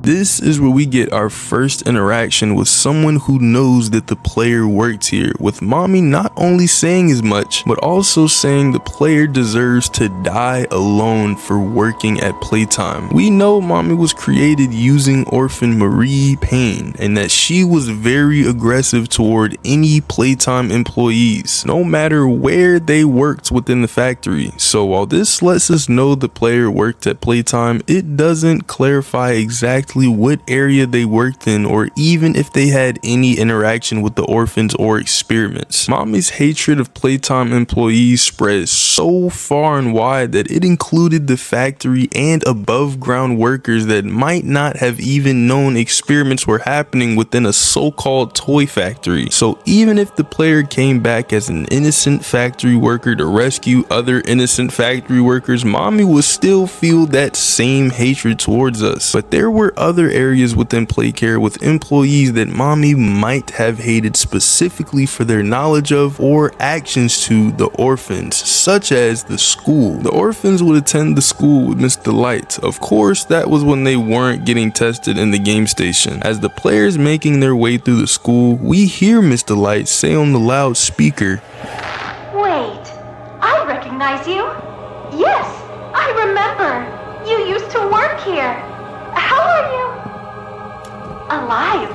Between this and the Hour of Joy VHS tape, we know that Mr. Light partook in the Hour of Joy, and she expected everyone who was in the factory that day to be dead or unable to escape. Mr. Light's pencil and twine Morningstar, known as Barb, apparently tells Mr. Light that we're back at Playtime to find our co-workers. How Barb knows that? Don't ask me. While we might have thought Catnap warned Mr. Light of our presence, she goes on to say that Catnap wouldn't like that we're in the school and that we should leave for our own safety.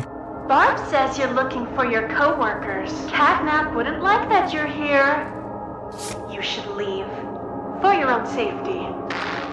This is a pretty stark difference to Mommy's response to recognizing you, as Mr. Light attempts to show you some kindness with a warning about Catnap and chance to leave, even if she does try to kill you later. Meanwhile, Mommy flat out says the player deserves to die alone due to working at Playtime in the first place. Like, sheesh bro, I could have just been the janitor. Either way, neither Mommy nor Mr. Light were going to let the player leave with any Playtime employees, even if there were any left alive alive to begin with Mommy Longlegs and Mr. Light working in the same relative location. It's interesting to see the differences between their feelings and actions towards the player. They both also recognize the player more than anyone else we seem to interact with in the factory, hinting at the idea of us possibly working in close proximity to them. In hand with that, if we worked in the same location as Mommy and Mr. Light, that means we would have had a high level of clearance that allowed us to be around the orphans. Throughout the game itself, we're told how to use the Omni Hand several times. From a narrative perspective, this brings up the question of whether we're told about its mechanics so we could know what it did, or if the player already has extensive knowledge of the factory, including the Omni Hand. While we learn from these interactions with Mommy and Mr. Light that the player at least has some knowledge of these things, they seem to be lacking information about certain going-ons in the factory. Mr. Light's job was to teach the orphans, so she wasn't really involved with the experimenting or even testing the orphans' abilities. Information like this wasn't shared with Mr. Light, likely so she wouldn't be upset about what was happening to the orphans once they left her care. Still, she would see children disappear into the labs and never come back, pushing towards her involvement in the Hour of Joy. But then we also have this clip. Where are the kids?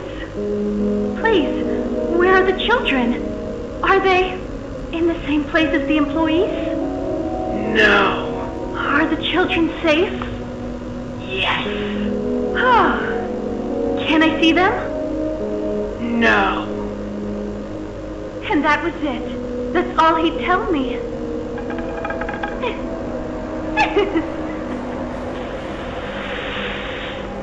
Probably because he knew I'd kill them all.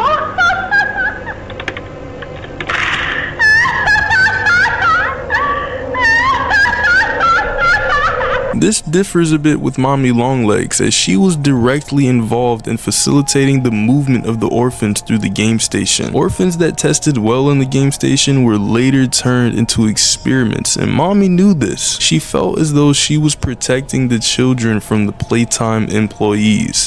And what does Mommy Longlegs say as you make your way through the game?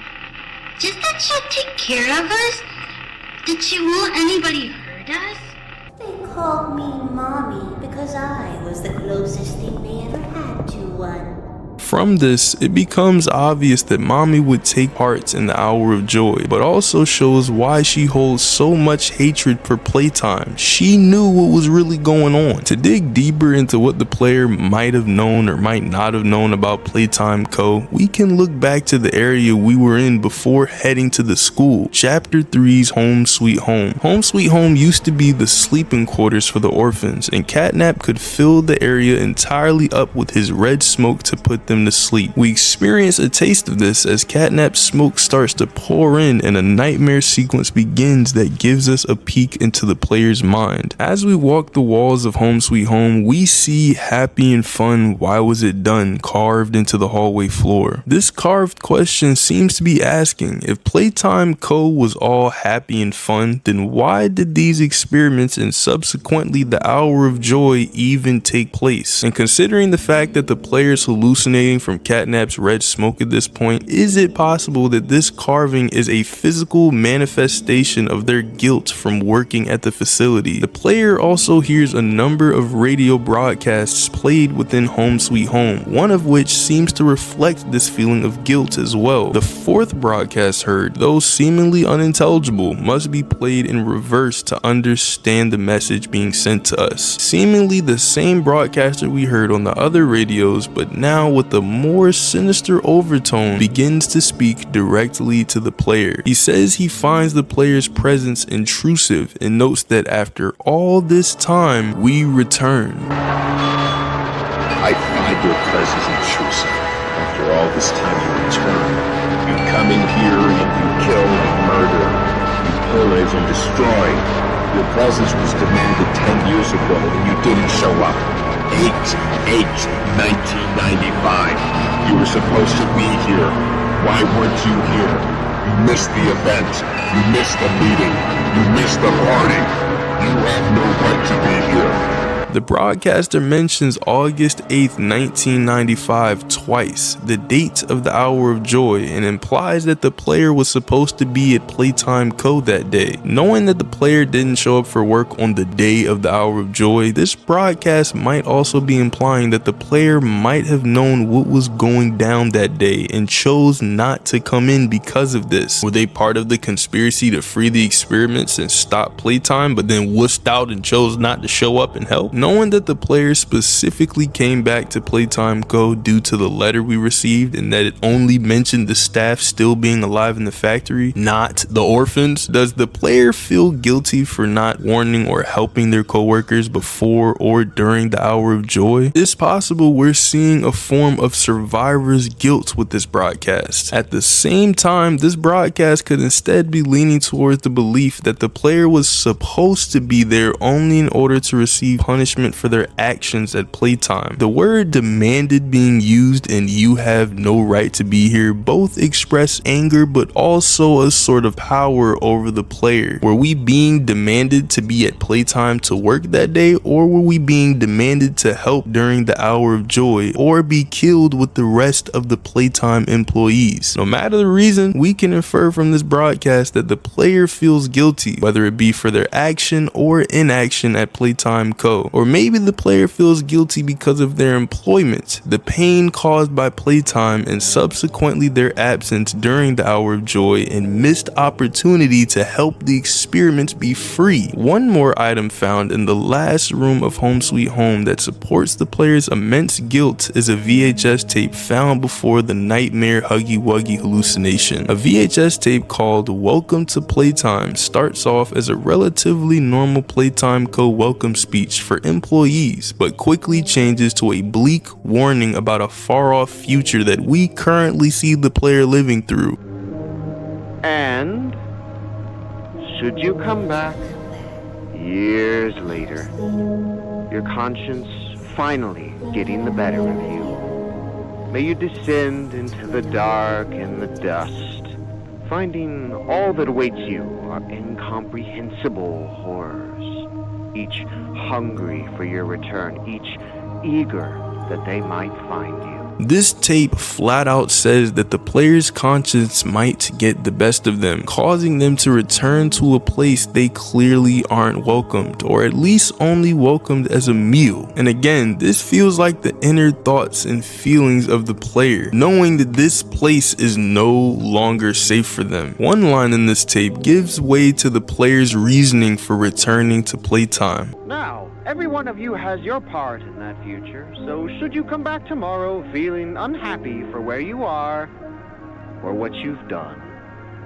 worry not, for your supervisor is here and happy to listen. This still puts the player's reasoning for coming back in the air. While their obvious reason for returning was to save their coworkers, the non-specific what you've done could mean anything from the player feeling bad about abandoning their coworkers to regretting experimenting on the orphans. The mention of letting your supervisor know if you're unhappy with your job is interesting, knowing that there were in fact Playtime workers discussing their displeasure with Playtime in multiple areas of the factory. Of course, Stella Graber and Preston Willard were two of the main contributors to the conspiracy to take down Playtime Co. But Preston confirms there were others involved that knew what was going on wasn't right. So could the player be one of these people? Harley Sawyer is another person, now a special kind of experiment who realizes the player used to work at Playtime Co. On the train to the shelf, which is actually the experiment's prison, Harley calls you an invasive foreign germ. Like if I had a cup of water right then and there, it would have been over. And another indication that the player does not belong here and isn't welcomed, he also says, I never thought I'd see another like you. Oh, really? A human. You're a human too, Certainly though. not an employee like Well, not you. anymore. But something makes you different. I can tell that much. Sawyer is shocked to see an employee return to Playtime, especially after all that has happened and all the time that has passed since the Hour of Joy. He even compliments the player to a point. I think Playtime had someone of such rare quality and never noticed. Funny. Hilarious. I can't say I remember seeing your face before. Oh, so you don't remember us. So while it seems the player might have worked around Playcare, they weren't around the labs or prison, where Harley would have been more often. This locks down the constraints of the player's identity just a little more. The doctor doesn't believe that just the letter about there possibly being living employees was enough for someone to come back to this place. He digs further, possibly not really even caring what the reason is, but just to distract the player, asking, Was there someone you loved here? oh, he's speaking through there? Okay. Lost. No. I actually want to know more about the character. Honestly, all fair questions to the player after avoiding playtime for a decade. As the doctor wonders, we all wonder, was there more drawing the player back to playtime? He goes on to say the experiments killed everyone and that whoever we came back for won't be here anymore. He continues defending his actions as a playtime employee, claiming that all the toys want is violence and have created a hell that they're all now stuck in. Knowing that the doctor was one of the most soulless employees in the factory, it's hard to believe that anything he said came from a place of care or worry for the player. Rather, he just wanted the player to stop their efforts and let Sawyer continue to act as he pleased, as he was now basically the information center of the factory. Our fight with the doctor in chapter 4 concludes with him claiming that we saved no one, as we continued to make our way through the factory, hoping he wasn't right. 10 years have passed and the player has never returned to playtime until they got a note claiming their co-workers were still alive. So it's safe to say that the player's main concern, at least initially, was just getting them out of there. While it wasn't our initial goal, the player was also ready to blow up the factory to once and for all bring Playtime Co. to an end. And now at the end of chapter 5, we aren't sure if there are any orphans left alive in Playtime. We've lost Poppy again, and it seems highly unlikely at this point that any other employees in Playtime during the Hour of Joy would have survived until now. Even if we were to never figure out what our true motive is, which at this point should be clear as day, what we're meant to do in this story is very clear. We as the players started off by just trying to find answers about what really happened at Playtime Co. And it turned into us trying to take down a big old bucket of poppy gel bolts. And as the player goes deeper into the factory, learning more of the dark secrets hidden within Playtime Co., it seems perhaps they truly didn't know the extent of the experiments going on during their employment, and our gameplay might be their first exposure to this cruelty. At this point, more than anything, it seems like we're just trying to make up for all the harm we felt we allowed happen at Playtime for far too long. But then we have to ask, who is the player? There is so much we don't know about our character in Poppy Playtime. The debate over who we are is controversial enough, so safe to say it's fair to make the claim that we worked here, right? But the games never actually tell us what job we had there specifically, and it became even more mysterious as we went chapter by chapter. In every game, we learn about another department that exists, so let's investigate what our job could have been at Playtime Co. based on some of the clues throughout the game. By observing some of the employee designated areas throughout the game, we can get some hints on who we are most likely not. In chapter 2, there's an area that has slides with names above them, and that sort of starts our major introduction to in-game employees other than Elliot Ludwig. Alongside him, there's Stella Graber, Leith Pierre, Eddie Ritterman, and an unknown name slide. So to begin with this named chain of executives, we can assume we aren't the head of Playcare, innovation, research, or security. Stella Graber was the manager of the game station and the head of Playcare. While it is possible that we knew Stella, we are not her. That's because as we interact with Mommy Longlegs in the game, she gives us the iconic line, "You worked here." She even states that if anyone deserves to die, it's us. She calls us out as an employee, which could mean she recognizes us and has seen us working before at the game station. If we were in charge of these areas in Playcare or the game station, I don't think we would be treated the same way. Mommy Longlegs was aggressive and protective of the orphans, and Playcare was a part of this experimentation on children. The punishment for coming back and then confronting her would be more severe. But let's just remember this possible recognition from her for later. To say we worked in innovation is also tricky. Leith Pierre was the head of innovation, and he is who we hear threaten us for trespassing both in chapter 1 and 4. He also inherited the position of Playtime CEO upon Elliot Ludwig's death. While overseeing the Bigger Bodies initiative, he was working on expanding the company's potential with this project. And to put it plainly, he is super evil. If we were working for him or anywhere within innovation, stepping into that factory now with these toys, let's be real, it would have been on site and we would not have made it past the first floor. The research department is also not so likely. Eddie Ritterman was the head of research, who also was known to be rarely seen, a recluse. In any tapes with him, it is clear that he is also very evil. We hear him threatening the construction company in a tape, and we get a bit of insight on his ethics whenever we hear conversation regarding how employees are dealt with, feeding them the toys or straight up killing problem employees. If our department was within research, I think that yes, it would be a reason our curiosity peaked, but it feels as though Eddie would have instilled fear in any of his direct underlings. We wouldn't come back. A lot of inferences on what our job is can come from our interactions with Sawyer. He states that he does not recognize us, and it's a surprise that Playtime would overlook someone like us. I can't say I remember seeing your face before, but I'm curious.